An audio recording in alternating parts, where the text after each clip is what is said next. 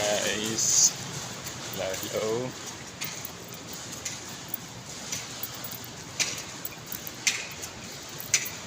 Isang maulan umaga mga ka-workers, at tayo ay nandito na kung saan man tayo namamasukan mga ka-workers. So ito yung view natin sa umagang ito.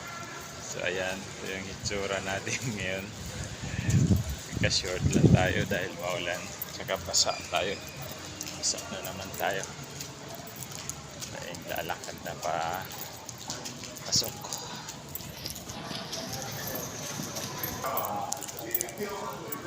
Dahil naglalakad na ngayon pasok. Wala kung bakit